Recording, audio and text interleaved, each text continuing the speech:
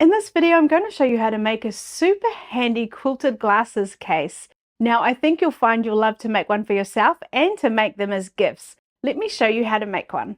So to start off with, we're going to need some quilted fabric. Now, first, let's just talk about this cute fabric I'm using, which is brand new fabric by Sarah Hart's called Joyful June with Vigo Fabrics. Isn't it just delightful?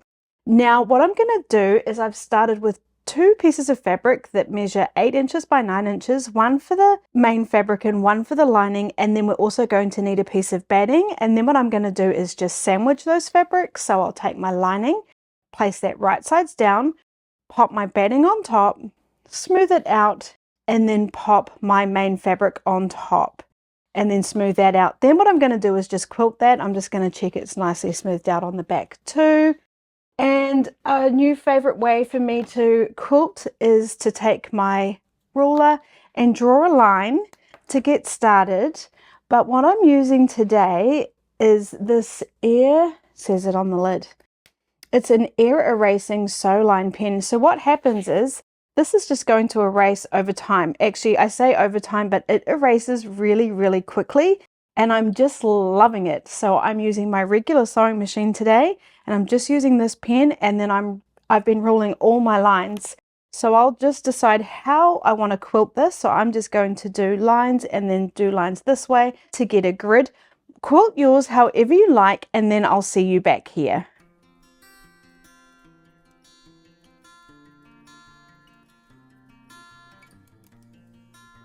So I said I was using my regular sewing machine. What I meant was I'm using my regular foot rather than changing it over to my walking foot. And today I'm using the Juki DX7, which was kindly loaned to me by Juki Junkies. And they're my favorite, or actually my only recommended dealer that I would use if you needed to buy a Juki. I'll put their details down in the description below if you'd like to check them out if you're looking for a new sewing machine. I have to say that I was talking to David at Juki Junkies, and he was like, how are you finding the DX7? And I was like, to be honest, I haven't used it much. So I'm trying to use it a bit more, and I'm really loving it, particularly this foot that I'm using. And I'll show you how handy it is when we attach our binding.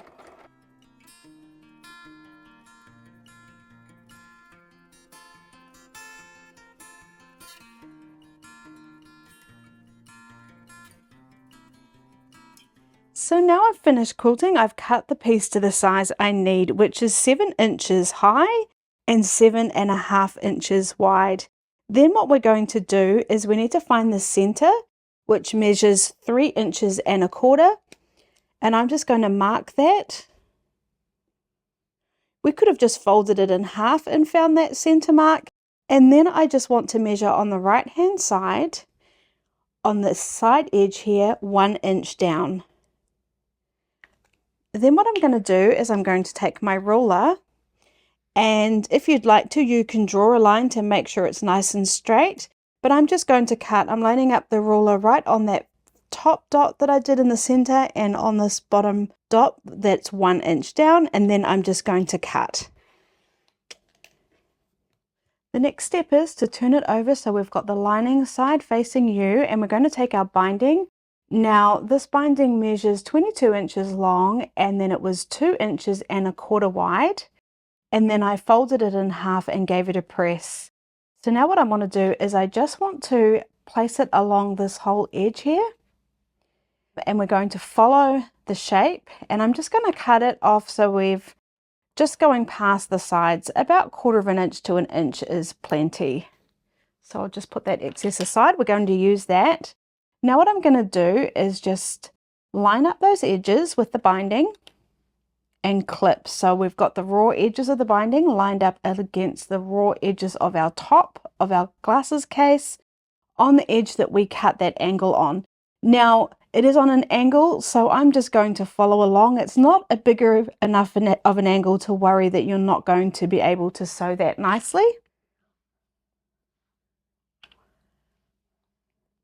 And now what we're going to do is just sew that down with a 1/4 inch seam allowance. Now I'm starting off the very edge, and I'm stitching with a 1/4 inch seam allowance, and I'm just going to sew along the whole edge here. I'm not going to worry about a back stitch. And I'm stitching at stitch length 2.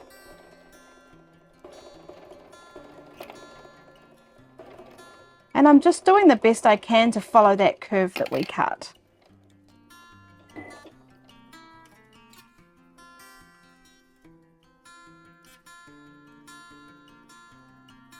Okay, now what I'm going to do is just give that a press so that the binding is pushed away from the quilted fabric.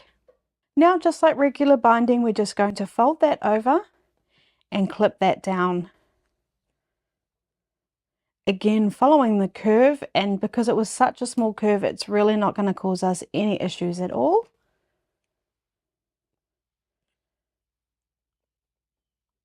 Okay, now we're going to sew. So now I'm just going to start on the very edge. I'm stitching at stitching 3 and I'm sewing with a 1/8 of an inch seam allowance. And this is why I love this foot so much, is I don't know if you can see it, but I've got lots of different guides I can follow. It's just a really neat foot that I've never used before. So I'm loving the DX7 and the standard 1/4 inch foot that it comes with, because like I said, there's other guides. So I'm just going to go all the way along the edge, removing my clips as I need to.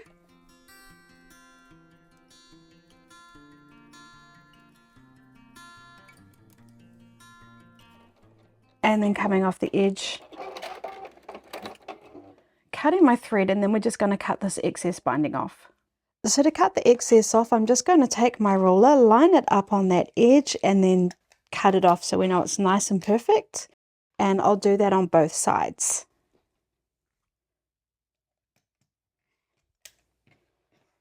Okay. Then we're going to take our glasses case, have the lining facing us, and fold it in half so that these raw edges line up really nicely. Then we're going to flip it over to the back and we're going to work on the shorter edge or the bottom first. We're going to take our binding and we're going to line up the raw edges of our binding on the raw edges of our case, making sure everything's staying in place. And if you'd like to, you could just even pop a clip in here on the side just to keep it in place while we're trying to clip our binding in place. Then I'm going to place it on there, but I want to make sure I've got an excess of about 1/2 inch, at least 1/2 inch on that first side there where we've got our fold. Then I'm going to clip it into place. Now, just like regular binding, we need to do mitered corners. So if you're familiar with binding, and you'll remember that we need to stop at about 1/4 inch before the edge and pivot off towards the corner of our case here, by all means do that. But if you're new or you might forget, what we can do is just mark it. So I'm going to find the edge of my case, move in about 1/4 inch. I'm just doing it by eye, and then I'm just going to draw a dot on my binding so I know where I'm stopping and then pivoting in. And that will make more sense when we get to the sewing bit. Okay, now we're just going to sew along this edge here first. So I'm starting right on that folded edge. I'm going to come forward a few stitches and then I will do a back stitch so it's nice and secure. I'm going to move this clip out of the way because it is kind of in my way. That was the clip we just put there to hold it all in place while we were clipping the binding on. I'm stitching at stitch length 2 and I'm again using my 1/4 inch seam allowance, removing the clips as I need to.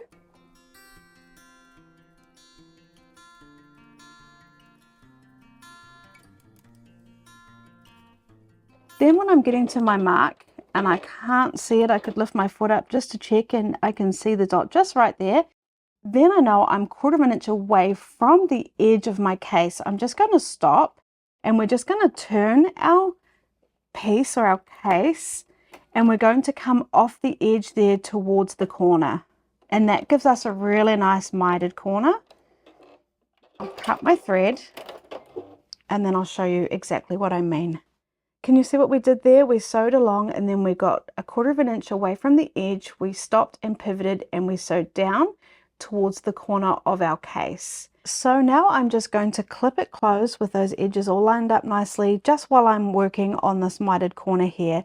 So for the mitered corners, what we do is we take our binding and we fold it up, creating a nice straight line with the edge of our case and the edge of our raw edge binding there.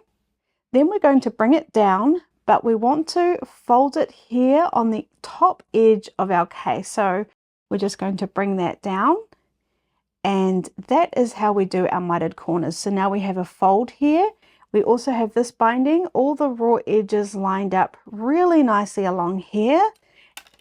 Oops, and then when we're happy, we're just going to clip that in place. Just like that.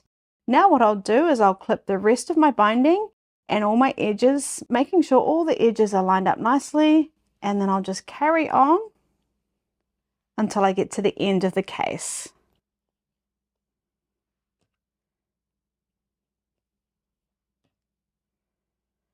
Okay, if I flip it over to the front here, oh, that was all twisted, lucky I checked that. You'll see that when I'm sewing the binding on, I'm going to come past here, lose part of the case where we cut the side off, and then I'll just be carrying on. So I'm starting on the edge. I'm going to do a few stitches forward, and then I will do a back stitch, just so it's nice and secure. Then I'm going to sew all the way till the end.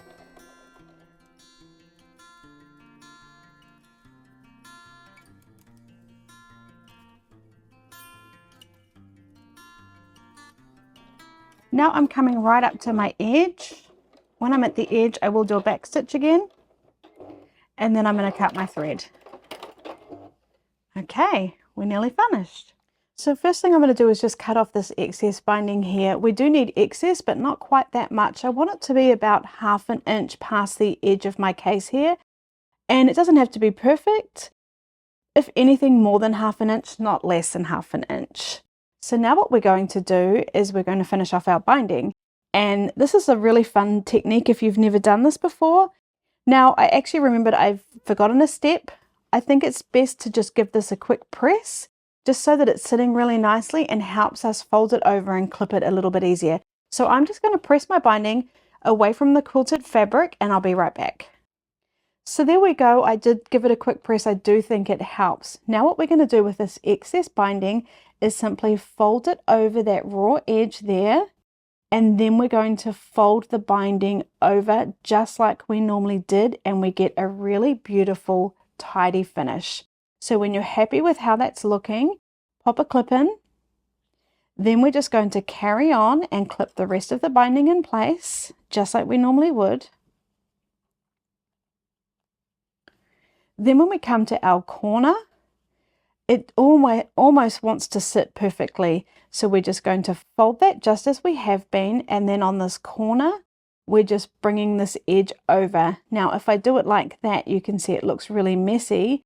So this little bit of excess here, we want to push that down and in, and then fold it over to get a nice straight line. So have a little bit of a play with that until you're happy with how it's sitting. And then I'm going to put a clip right on top of it, keeping it in place. And then I'm coming back up to a raw edge. So do you remember what we did? All we did was fold that over, closing this all up. I've got a bit of a bird's nest there, so I might just quickly trim that. It's easier to do it now. So we're just going to fold that over and then fold this binding over. Now that looks a bit messy. I can see it popping out here. So I'm going to just try again, and then I'll just keep trying until I'm happy with how it's sitting and that it looks really tidy. And what I can do is I can just try tucking that edge in under there, and I think that looks a whole lot nicer. So once I'm happy, I'll just pop a clip in there too. I'll pop another clip here, and then all I'm going to do is sew my binding down, and we've finished our case. So something you might find helpful when you're doing fiddly things like this is using a stiletto, and this one's by Clover. So I'm just going to start on the very edge there. I'm stitching at stitch length 3. I'm going to go forward a couple of stitches, then I will do a back stitch, and then I'll carry on. And I'm stitching with my 1/8 of an inch seam allowance, just like we did the binding the first time around on this top edge. Removing the clips as I need to.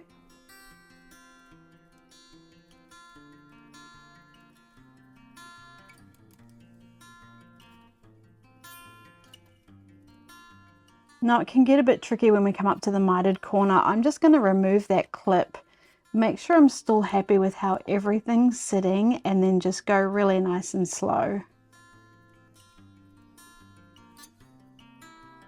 And then I'm just going to, when I get to that corner, I'm just going to turn. And this is when a stiletto can come in handy, because I'm just going to hold that in place and then sew, and making sure I catch it.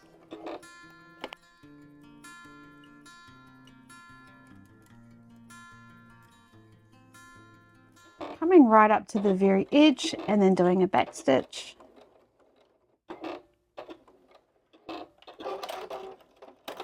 And cutting our thread. Now I'll just trim my loose threads. So then we have our little glasses case. Isn't that just so cute? And then we can open it up and see our little pouch. Pop my glasses in, and that's just perfect for reading size glasses or smaller size sunglasses. You can make this any size you like, just have a play with the measurements. If anything, I would have changed the color of my thread for this top stitch. It probably would have looked a little bit nicer in matching fabric so it didn't stand out so much. But there you go, there's our cute little glasses case. So I hope you enjoyed this tutorial. Now, once you've made your quilted fabric, it's so quick to actually make the case itself. The binding can be a little bit tricky, but that just takes a bit of practice. And if you're looking for another tutorial, I think this one goes perfectly with my summer tote bag tutorial. I'll put the link up above. Thanks so much, and I'll see you in the next video.